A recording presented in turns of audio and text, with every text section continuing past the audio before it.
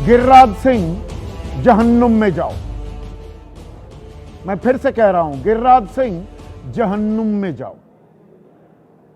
और जो समझ नहीं पाए मैं किन गिरिराज सिंह की बात कर रहा हूं, मैं देश के केंद्रीय मंत्री, बीजेपी के वरिष्ठ नेता गिरिराज सिंह के बारे में कह रहा हूं कि आप जहन्नुम में जाओ।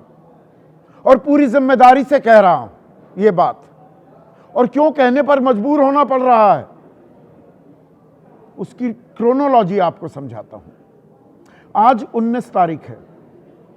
आज से 4 दिन पहले बिहार के मुख्यमंत्री नीतीश कुमार 10वीं बार शपथ लिए हैं बतौर मुख्यमंत्री। पिछले महीने ही वो कुछ आयुष डॉक्टर्स को नियुक्ति पत्र बांट रहे थे, और फिर क्या किया वो तरीका देखिए, फिर से ये वीडियो चलाइए।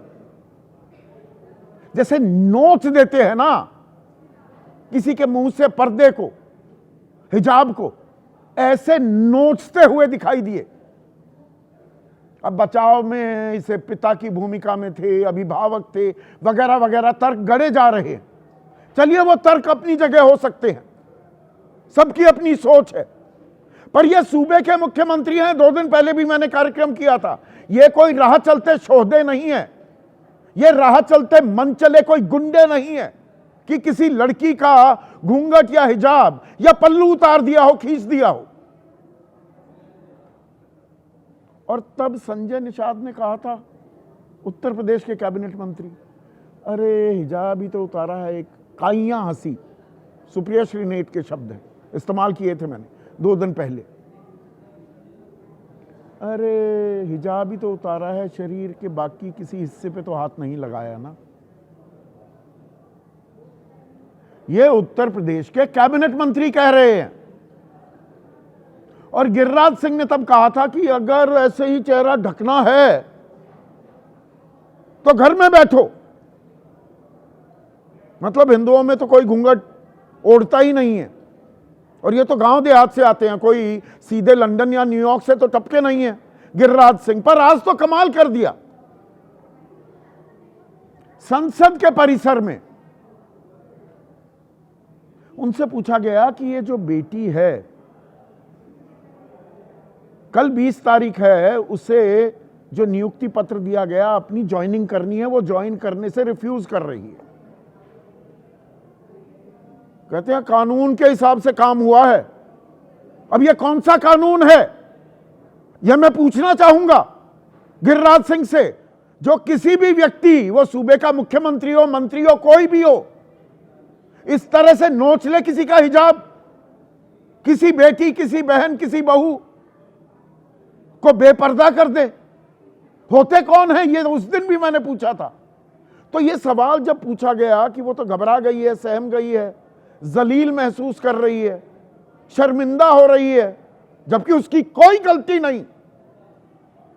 शर्मिंदा जिन्हें होना चाहिए, पाप जिसने किया है, वो श्राप देते दिखे। क्या श्राप दिया कि रिफ्यूज करे या जहन्नुम में जाए।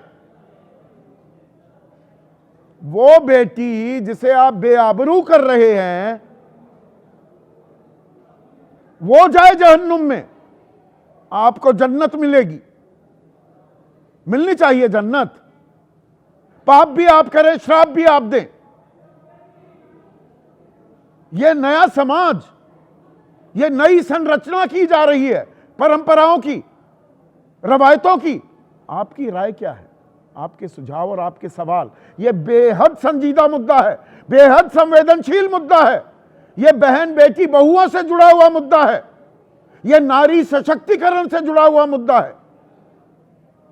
आपके सवाल, उनका रहेगा इंतजार, क्योंकि अब आपके सवाल सीधा सवाल के अहम हिस्सा बन चुके हैं। आज बात करूंगा पाप की और श्राप की। और जो पाप कर रहा है वही श्राप भी दे रहा है। पाप तो हुआ, आज से 4 दिन पहले जिस तरह से हिजाब खींचा नीतीश कुमार ने, एक लड़की नियुक्ति पत्र लेने आई थी, आयुष डॉक्टरी, और आप देखिए कैसे ये नकाब खींचा गया। इसमें प्यार, दुलार, पिता के तौर पर, अभिभावक के तौर पर आपको हल्का सा भी लग रहा है, क्योंकि ये सारे शब्द इस्तेमाल हो रहे हैं। वो तो पिता की तरह देख रहे थे। मैं किसी के घर में चला जाऊं, आपकी बेटी है घर में या आपकी बहू है या आपकी बहन है, मैं उसका चेहरे को बेपर्दा कर दूंगा कि अरे मैं तो चाचा की तरह देख रहा हूं या ताऊ की तरह देख रहा हूं?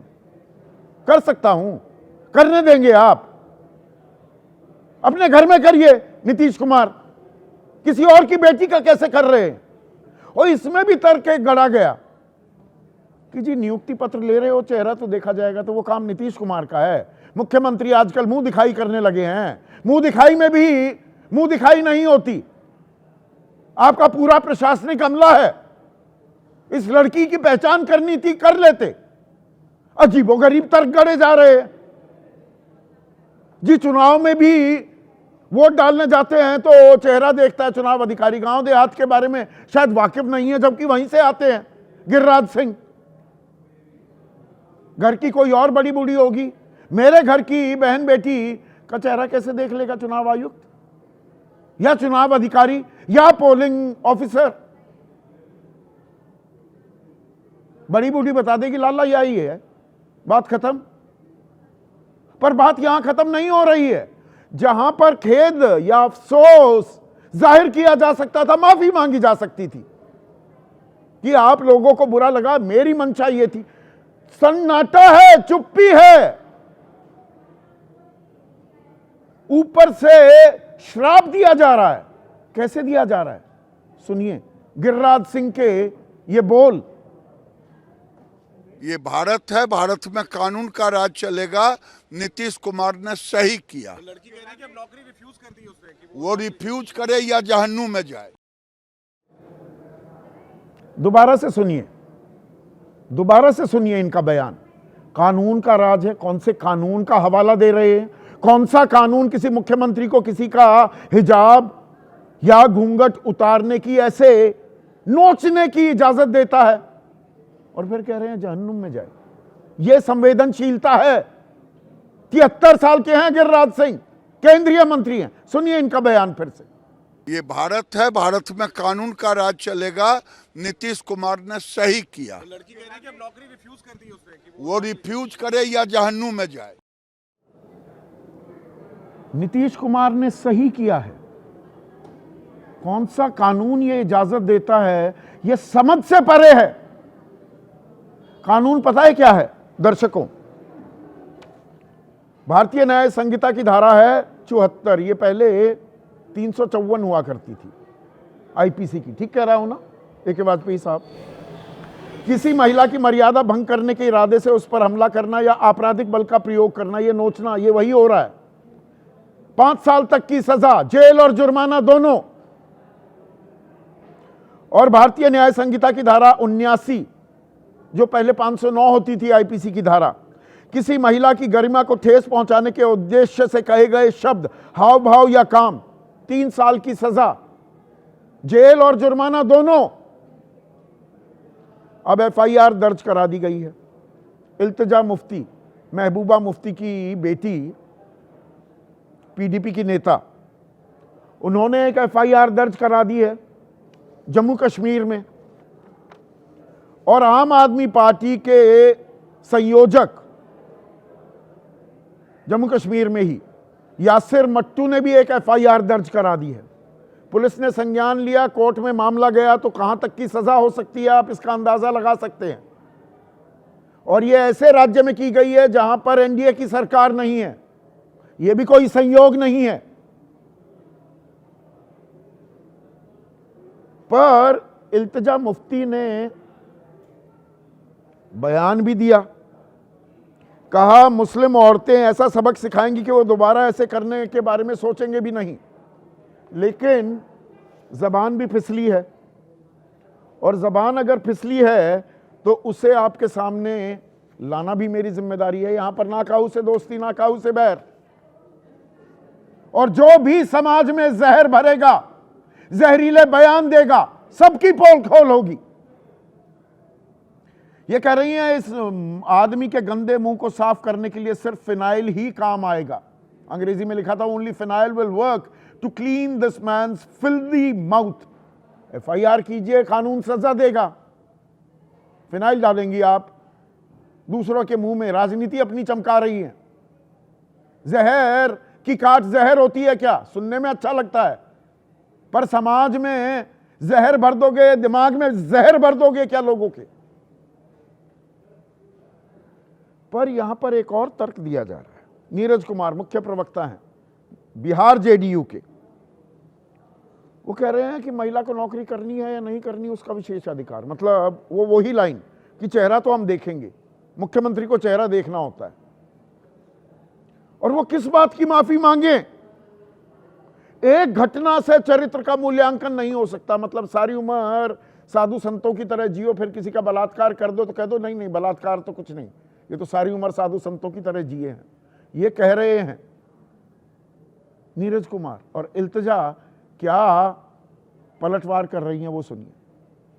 मैं इनको बता रही हूँ, अगर आपने हमारी मुसलमान माए बहनों का नकाब अगली बार छुआ तो हम आपको खुद सेट कर देंगे। जो हम मुसलमान औरतें हैं, आदमियों को तो हम लाएंगे भी नहीं, हम खुद आपको अच्छे से सेट कर देंगे। You won't be able to do this again. Nitish से माफी की मांग विपक्ष कर रहा है। किस बात के लिए? पैगंबर की ख्वाहिश हमने पूरा किया है। इस्लाम धर्म में पैगंबर की ख्वाहिश थी शराबबंदी, नशा, हमने पूरा किया। इसे कहते हैं चोरी और सीनाजोरी। विशुद्ध सीनाजोरी हो रही है। किस बात की माफी? हिजाब नोच लोगे चेहरे से, फिर बताओगे अभिभावक थे के तौर पर कर रहे थे, कोई बता रहा है पिता के तौर पर, और कोई कह रहा है ये लड़की जहन्नुम में जाए। और इसमें एक और खास बात है, जिस राजकीय तिब्बी कॉलेज में इन्हें ज्वाइन करना है, इस बेटी को, कल खबर तो यह आई कि वो ज्वाइन नहीं करना चाह रही है। अब सरकार किस तरह से नैरेटिव गढ़ती है और मीडिया भी उसमें शामिल होता है, उसकी बानगी भी दिखा रहा हूं आपको। एक कोई प्रिंसिपल साहब हैं महफजूर रहमान, वो कह रहे हैं ये लड़की, मैं उनका नाम नहीं बता रहा हूं, बहुत से चैनल बता रहे हैं, पढ़ाई में बेहद अच्छी छात्रा है, घटना को गलत तरीके से लिया गया है। मतलब जो हम बता रहे हैं हम गलत बता रहे हैं। वो कॉलेज आ रही है, नौकरी भी ज्वाइन करेगी। ये जिस कॉलेज में पढ़ती थी वहां के प्रिंसिपल दावा कर रहे हैं वो तो नौकरी भी ज्वाइन करेगी। जिसके साथ हुआ है वो तो खुश है, कह रहे हैं वो खुश है लड़की। खबरें कैसे मैनेज की जाती हैं, ट्विस्ट स्पिन कैसे दी जाती है। दुनिया फालतू में पागल हो रही है। दर्शकों, मैं पागल हूं, आप पागल हैं, सबसे सियाने ये प्रिंसिपल साहब हैं। सत्ता को तो खुश कर दिया इन्होंने, सुरक्षा कवच दे रहे हैं मुख्यमंत्री को। बतौर समाज हम क्यों चुपचाप बैठे हैं? मैंने कहा था 2 दिन पहले, हम गांधी जी के 3 बंदर बन गए हैं क्या? और यहां पर इस बेटी का सम्मान वापस, बाइज्जत वापस किया जाएगा क्या? सजा दी जाएगी, कानूनी कार्रवाई होगी? ऐसे में आज का सीधा सवाल, गिरिराज सिंह जहन्नुम में जाओ, ये बेटी क्यों जाए? आप क्यों ना जाएं? और पाप करें आप और बेटी को दे श्राप। कमाल का कानून राज बता रहे हैं, सिखा रहे हैं, हमें पढ़ा रहे हैं गिरिराज सिंह।